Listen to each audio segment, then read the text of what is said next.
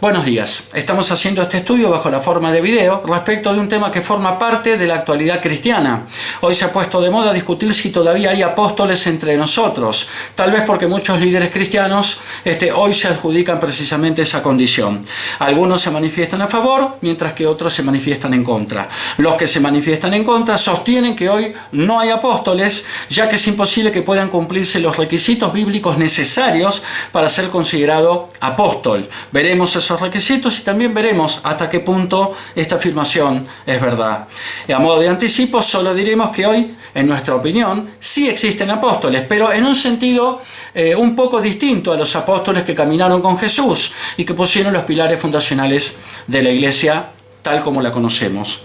Este video va a aparecer en mi blog, que es un blog cristiano, cuya dirección va a aparecer ahora al pie del video en el Zócalo, y la dirección es escudriñandolabiblia.blogspot.com.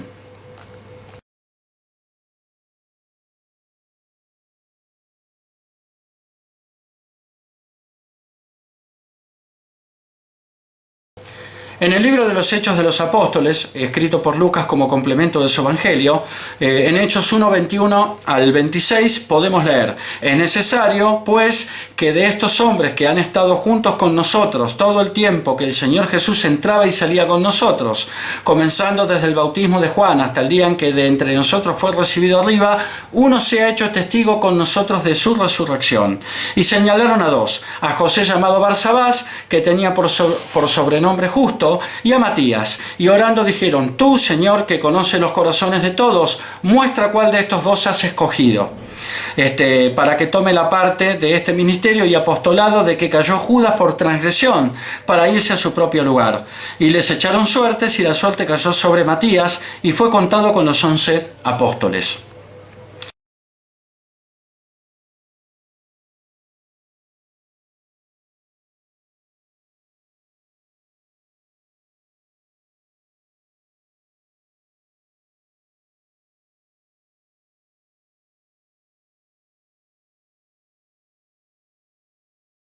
Los anteriores pasajes se refieren a la elección de un nuevo apóstol para suplantar a Judas Iscariote, quien, como todos sabemos, luego de traicionar al Señor, se suicidó, se quitó la vida. Hubo dos candidatos: José llamado Barsabás, que tenía por sobrenombre Justo, y un tal Matías. Se echaron suertes y la elección recayó finalmente sobre Matías, conforme lo leímos en Hechos 1:26.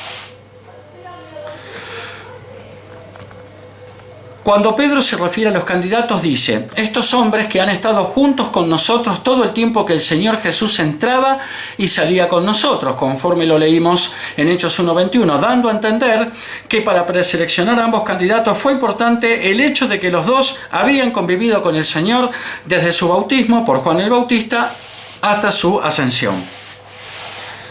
Uno de los dos candidatos se ha hecho testigo, continúa diciendo Pedro, con nosotros de su resurrección, conforme lo vimos en Hechos 1:22, dando a entender que además era necesario haber visto a Cristo resucitado. Podríamos agregar que además era necesario haber sido comisionado, enviado personalmente por Jesús, en los términos de Mateo 10:16 y Hechos 1:8. En Mateo 10:16 podemos leer: he aquí yo os envío como ovejas en medio de lobos, sed pues prudentes como serpientes y sencillos como palomas.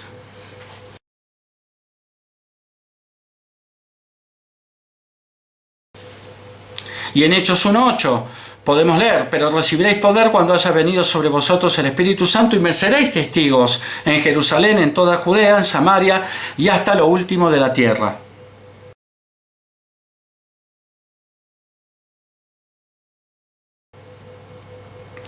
Hasta aquí un antecedente bíblico acerca de los requisitos que era necesario cumplimentar para ser considerado un apóstol.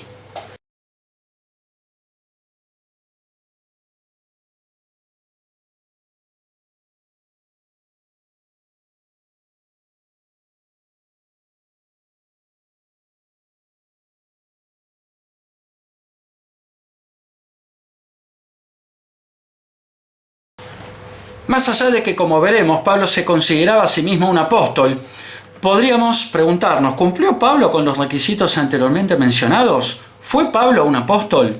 Algunos falsos profetas y maestros se habían infiltrado en la iglesia de Corinto para socavar la autoridad de Pablo, afirmando que ni siquiera era un apóstol como los otros. Pablo escribe la primera epístola a los Corintios para responder, entre otras cosas, a esta cuestión. En 1 Corintios 9:1, Pablo escribe: ¿no soy apóstol? ¿No soy libre? ¿No he visto a Jesús el Señor nuestro? ¿No sois vosotros mi obra en el Señor? Si para otros no soy apóstol, para vosotros ciertamente lo soy, porque el sello de mi apostolado sois vosotros en el Señor.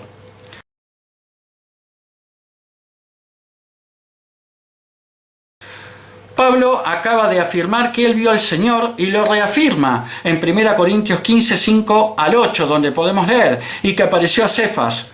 Cefas es Pedro en las cartas de Pablo, y después a los 12. Después apareció a más de 500 hermanos a la vez, de los cuales muchos viven aún y otros ya duermen. Después apareció a Jacobo, que es Santiago, ¿no? Después a todos los apóstoles, y al último de todos, como un abortivo, me apareció a mí.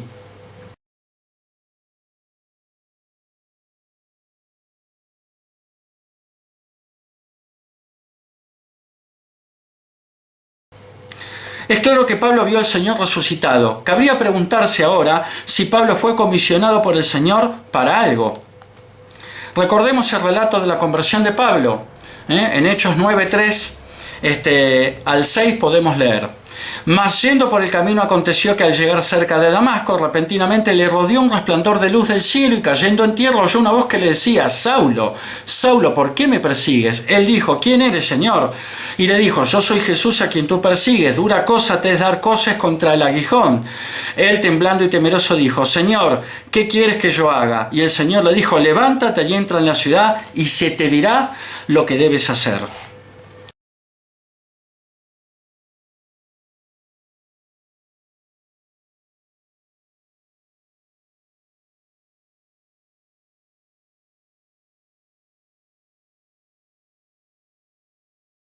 A Pablo le fue encomendado el evangelio de la incircuncisión, es decir, de los incircuncisos o gentiles. En Gálatas 2:7 al 9 podemos leer: antes, por el contrario, como vieron que me había sido encomendado el evangelio de la incircuncisión, como a Pedro el de la circuncisión, pues el que actuó en Pedro para el apostolado de la circuncisión, actuó también en mí para con los gentiles.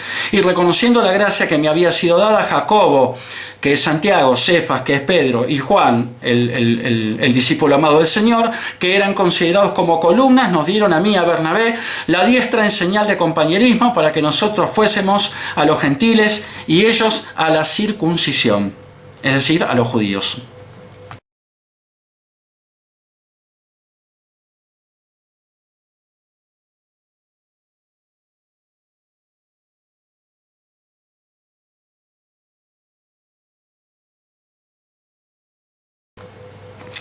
Pablo afirma que le fue encomendado, fue comisionado para el evangelio de los gentiles o no judíos, de la misma forma que a Pedro le fue encomendado, es decir, fue comisionado para el evangelio de los de la circuncisión o los judíos. Además, Pablo siempre encabezó sus cartas presentándose como un apóstol nombrado, es decir, comisionado, no por los hombres sino por Dios. Pablo entonces llenó los requisitos para ser apóstol, y así fue reconocido en vida por sus contemporáneos. El mismísimo Pedro, el apóstol Pedro, reconoce la autoría apostólica de Pablo en 2 de Pedro 3:15 al 16, donde podemos leer: y tened entendido que la paciencia de nuestro Señor es para salvación, como también nuestro amado hermano Pablo, según la sabiduría que le ha sido dada, os ha escrito casi en todas sus epístolas, hablando en ellas de estas cosas, entre las cuales hay algunas difíciles de entender, las cuales los indoctos e inconstantes tuercen, como también las otras escrituras, para su propia perdición.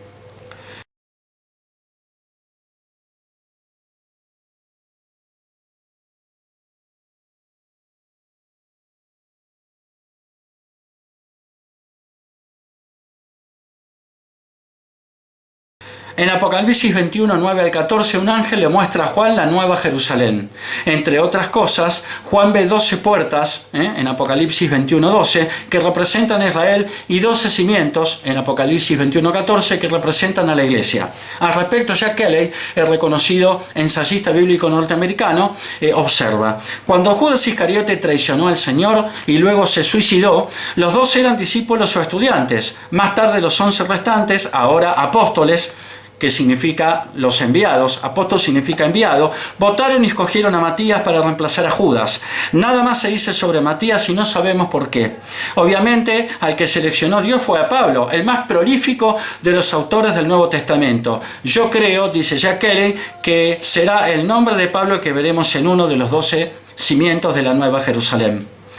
Por último, el haber convivido con Jesús antes de su crucifixión y resurrección, conforme lo vimos en Hechos 1:21, fue importante para Pedro a la hora de preseleccionar a los 2 candidatos que reemplazarían a Judas, de entre los cuales fue elegido Matías, pero no puede ser un requisito para ser considerado apóstol, porque entonces ni el mismísimo Pablo de Tarso hubiera calificado, ya que Pablo, aunque sí tuvo un encuentro con Cristo resucitado, camino de Damasco, no conoció personalmente al Señor antes de su crucifixión y de su resurrección.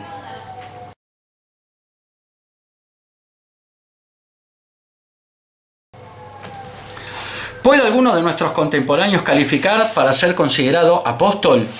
Para responder esta pregunta habría que preguntarse si alguno de nuestros contemporáneos podría reunir los requisitos antes mencionados. En primer lugar, ¿podría alguien en nuestros días tener un encuentro personal con Cristo resucitado? Y en segundo lugar, ¿podría alguien en nuestros días ser comisionado personalmente por Jesucristo para alguna tarea? Ambas cosas son totalmente posibles en nuestros días.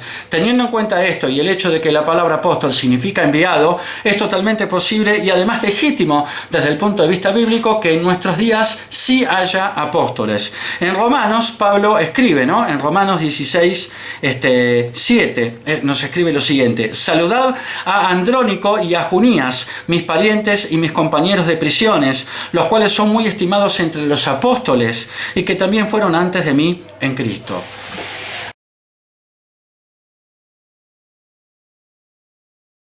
A Andrónico y a Junías se les trata de apóstoles, pero siempre hay un pero. Debemos aclarar que la palabra apóstol puede emplearse en 2 sentidos.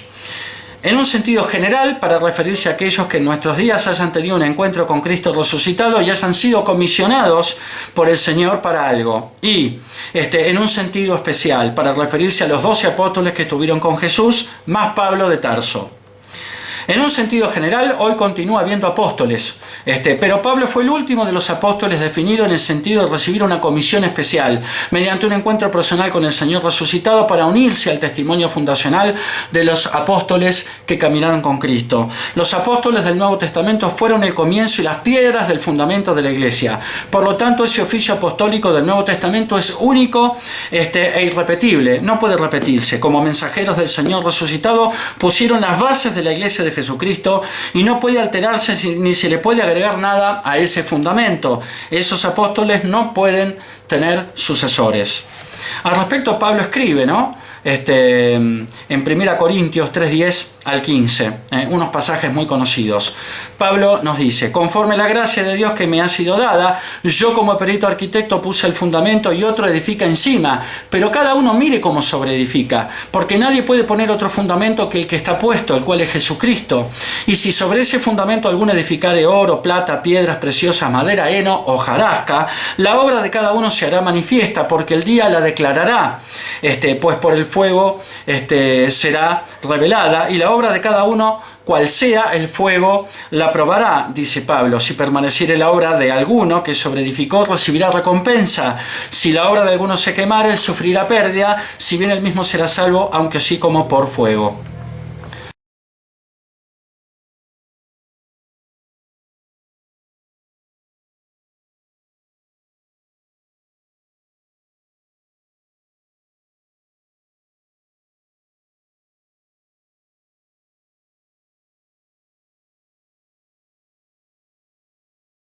Pablo se autodenomina el perito arquitecto que puso el fundamento y que no es otro que Jesucristo. Y nos advierte que nadie puede poner otro fundamento que el que está puesto. De hecho, Pablo en Gálatas profiere una maldición para todos aquellos que intenten cambiar ese fundamento, el fundamento del Evangelio. En Gálatas 1:8 podemos leer: mas si aún nosotros, a un ángel del cielo, os anunciare otro evangelio diferente del que os hemos anunciado, sea anatema.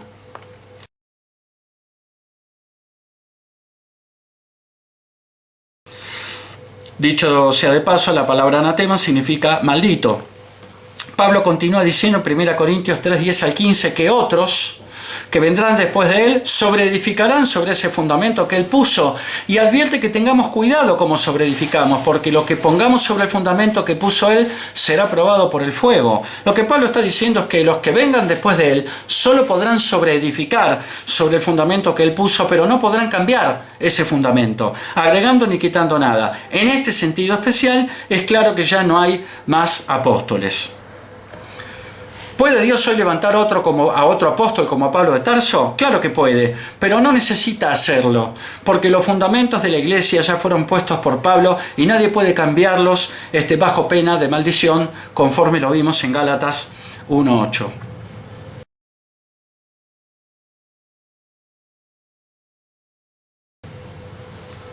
En 1 Corintios 12:4 al 6 podemos leer: ahora bien, hay diversidad de dones, pero el Espíritu, con mayúscula, refiriéndose al Espíritu Santo, es el mismo, escribe Pablo. Y hay diversidad de ministerios, pero el Señor es el mismo. Y hay diversidad de operaciones, pero Dios, que hace todas las cosas, en todos es el mismo.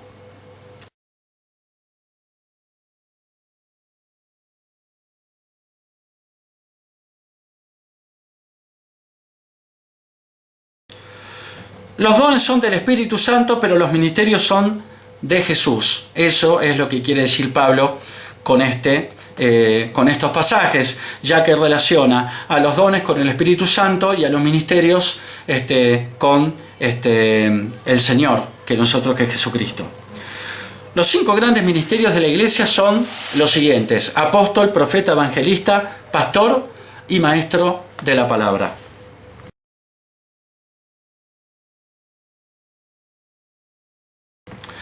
Jesús es el que nombró a los apóstoles y el que nombra a los pastores, a los profetas, maestros y evangelistas. Jesús se le apareció a Pablo de Tarso, no fue el Espíritu Santo, fue Jesús quien lo nombró apóstol. Mientras Jesús entrega los ministerios, el Espíritu Santo entrega los dones, todo con el beneplácito siempre del Padre. También mencionado por Pablo en 1 Corintios 12:4 al 6.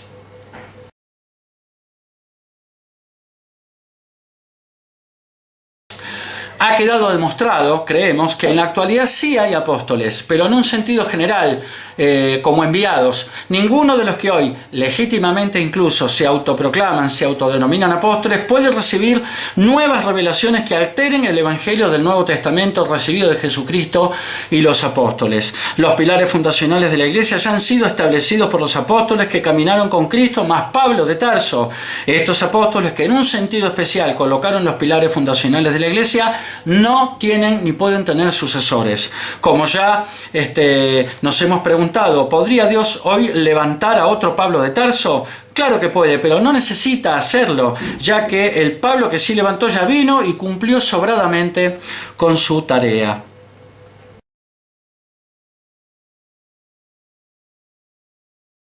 Bueno, llegamos al final de este estudio bajo la forma de video. Espero que les haya gustado y haya sido de bendición para todos aquellos que lo vean. Y bueno, nos estamos despidiendo hasta el próximo estudio, seguramente también bajo la forma de video, Dios mediante. Dios los bendiga. Amén.